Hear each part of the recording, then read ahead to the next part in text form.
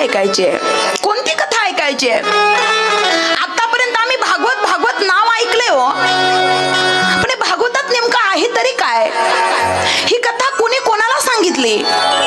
आपल्याला तीच कथा ऐकायची महाराज, की जी कथा नारद महर्षींनी सनकादिकांच्या मुखातून ऐकली. तीच कथा आपल्याला ऐकायची आहे, की जी शौनक ऋषींनी सुतदेवांच्या मुखातून ऐकली. तीच कथा आपल्याला ऐकायची आहे, की जी राजा परीक्षितने शुकदेवजी महाराजांच्या मुखातून ऐकली. तीच कथा मी तुम्हाला सांगणार आहे. कथेला सुरुवात करण्यापूर्वी कथेचा महिमा जाणणं गरजेचं आहे. महिला मंडळ, बराच वेळेला एखाद्या व्यक्तीचं आपल्याला महत्व माहिती नसतं. आपल्याकडून जर त्या व्यक्तीचा अपमान झाला आणि नंतर त्या गोष्टीचं महत्व आपल्याला कळालं, की आपल्या हातामध्ये फक्त पश्चाताप राहतो. लक्षात ठेवा. ट्रेन मध्ये काही मुलं प्रवास करतायत आणि त्या ट्रेन मध्ये साधू बसलेले आहेत. ट्रेन मध्ये साधू बसले आहेत आणि ते टुकार मुलं त्या साधूंची चेष्टा करतायत. महाराज, ते साधू काही बोलत नाही. एक सांगू का, मोठी माणसं अशी असतात. मोठी माणसं विनाकारण हसत नाही. मोठी माणसं विनाकारण बोलत नाही. मोठ्या माणसांच्या जगण्यामध्ये तत्व आहे, म्हणून त्यांच्या जीवनाला महत्व आहे. आपलं तसं नाही. आपलं अनंत वाचाळ बरळती बरळ आणि त्या काहीचा गोपाळ पावे हरे. आमच्या बोलण्याला काही तथ्यच नाही महाराज. हशी मजाक सोडावं, कधीतरी हसलंही पाहिजे की नाही. काही काही माणसांना इतकं टेन्शन असतं, सगळ्या जगाचं टेन्शन घेऊन बसतात महाराज, आणि दुसरं हसलं तरी त्यांना टेन्शन येतो का काय माहिती नाही. स्वतः हसत नाही, दुसऱ्याला हसू देत नाही. अशी काहींची परिस्थिती आहे. आता ते साधूंची चेष्टा करतायत ते टुकार मुलं. त्या साधूंचा स्टॉप जवळ आला. ट्रेन मधून साधू खाली उतरले आणि जी मुलं चेष्टा करत होती त्यांनी बघितलं का स्टॉपवर नेण्याकरता साधूंना हजारो लोक त्या ठिकाणी आलेले आहेत.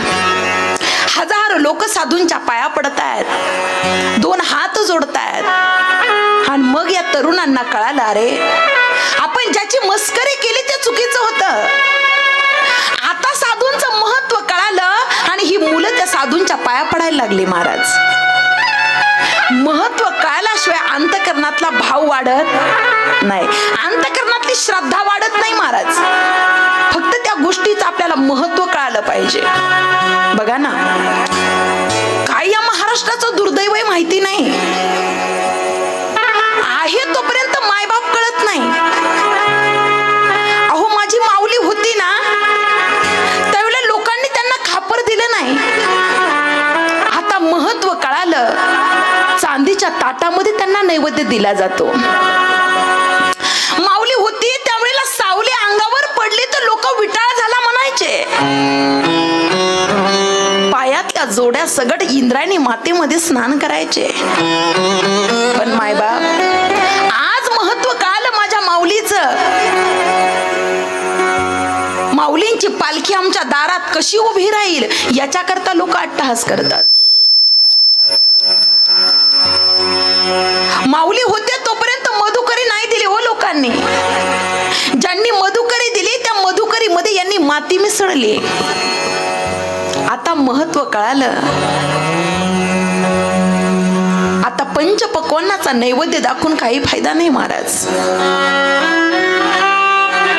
मोठं वाक्य बोलू, आहे तोपर्यंत केलं जातं ते दर्शन आणि गेल्यानंतर दाखवलं जातं त्याचं नाव प्रदर्शन. प्रदर्शनापेक्षा दर्शन हे जास्त महत्वाचं आहे. आम्हाला भागवत ऐकायचंय, पण भागवताचा महिमा आम्हाला कळायला पाहिजे. भागवताचं महत्व आम्हाला कळालं पाहिजे. काय आहे ना, भागवताचं महत्व भागवत स्वतः नाही वर्णन करत महाराज.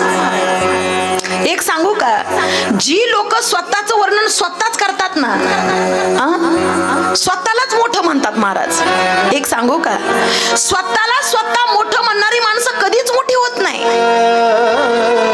जग ज्या वेळेला मोठं होईल ना, जी माणसं नम्र होतात ना ती ऑटोमॅटिक मोठी होतात, यात काही संशय नाही महाराज. अहो हिऱ्याची किंमत रत्नपारख्याला करावी लागते. हिरा कधी स्वतःला मोठं म्हणत नाही महाराज. भागवताला भागवत मोठं नाही म्हणत. भागवताचं वर्णन पद्मपुराणानं केलेलं आहे महाराज. भागवत स्वतःचं वर्णन स्वतः नाही करत आहे. भागवताचा महिमा वर्णन करून सांगतात. 88,000 ऋग्वेदी ब्राह्मण माझ्याकडे बघा. तुम्ही तिकडे पाहिलं, मी कुठं पाहू? तुम्ही इकडे बघायचं माझ्याकडे. येऊ दे, येणार बसणार लोक जाणार, तुम्ही माझ्याकडे बघायचं. कॅमेरेवाल्यांका अजिबात नाही बघायचं.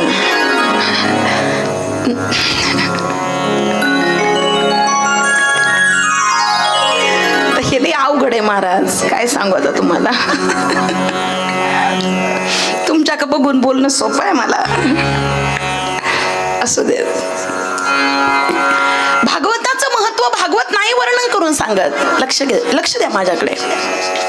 स्कंद पुराणानं वर्णन केलेलं आहे.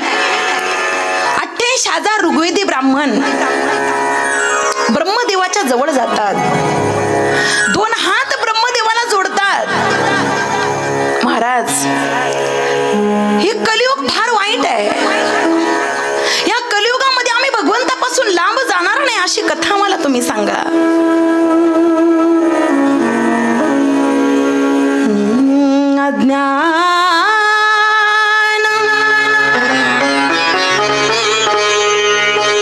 अज्ञान रूपी अंधकाराला नाहीसं करणार सूर्याप्रमाणे तुमचं तेज आहे. हात जोडतो आम्ही तुम्हाला. आमच्या जीवनाचा उद्धार कसा होईल सांगा एकदा. ब्रह्मदेवजी सांगतात एक काम करा. एक चक्र मी सोडतोय. हे चक्र जिथं जाऊन त्या ठिकाणी शांत होईल, निमिषभरामध्ये शांत होईल, तिथं जाऊन तुम्ही कथा ऐका. सुतदेवजी महाराज तुम्हाला श्रीमद भागवत कथा त्या ठिकाणी सांगतील.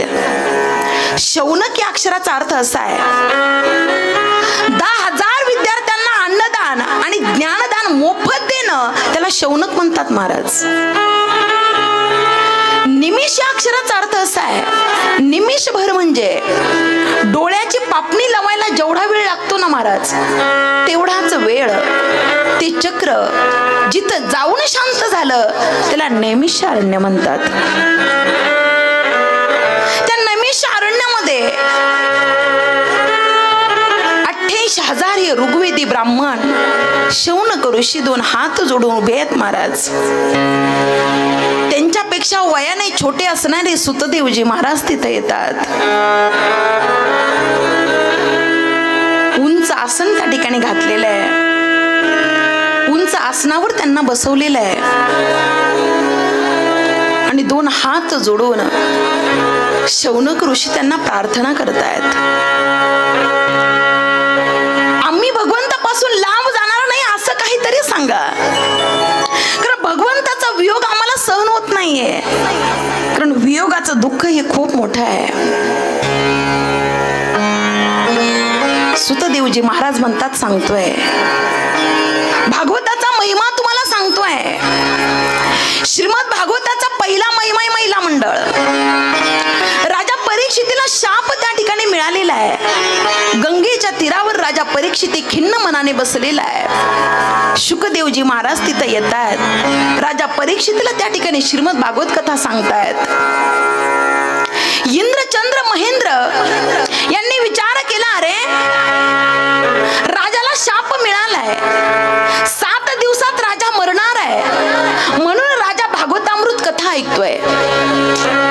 आपण जाऊ म्हटले. राजाला मरणाची भीती वाटते म्हणून राजा कथा ऐकतोय. आपण एक काम करूया, राजाला अजरामर होण्याकरता अमृताचा कलश घेऊन जाऊयात. अमृताचा कलश घेऊन गेले महाराज. सुतदेवजी महाराज हात करतात. बसण्याची विनंती करतात. इंद्र चंद्र महेंद्र सांगतायत नाही, आम्ही इथं बसण्याकरता नाही आलो, आम्हाला देवघेव करायची आहे, आम्हाला साठलोट करायचंय. देवाण घेवाण म्हणजे काय? आपली माझी वस्तू तुम्हाला द्यायची आणि तुमची वस्तू मी घ्यायची, बरोबर आहे का नाही? पण वस्तू देत आणि घेत असताना तेवढी लेवल पाहिजे महिला मंडळ, बरोबर आहे का नाही? माझी सोन्याची अंगठी मी तुम्हाला दिली आणि त्या बदल्यात तुम्ही मला चांदीची अंगठी दिली, जमंग का? नाही हो ताई, रोज पाकिट येतात, राहू द्या, असं होत नाही, हे जमणार नाही, त्याला लेवल पाहिजे महाराज. इंद्रचंद्र महेंद्र म्हणतायत एक काम करा, हा अमृताचा कलश राजाला द्या, राजा अजरामर होईल आणि आम्हाला ही भागवत अमृत द्या, आम्हाला ही कथा श्रवण करायची. राजानं सांगितलं नाही, आता मला जगायची इच्छा नाहीये, आता मला अजरामर व्हायचं नाहीये, आता मला फक्त भागवताचं श्रवण करायचंय. अमृतापेक्षा हे अमृत श्रेष्ठ आहे. ब्रह्मदेवानं ही सगळी घटना पाहिली महाराज, आणि ब्रह्मदेवाला फार आश्चर्य वाटलं. महिला मंडळ, ब्रह्मदेवानं तराजू लावला, तराजू. कोणता तराजू? भाज्या विकायचा. आता माझं काय नाही, कीर्तनातली गावरान भाषा खूप येते माझी. भाज्या विकायचा तराजू. कथा कीर्तन ऐकत असताना वाचार्थ आणि लक्षार्थ जास्त महत्वाचा आहे.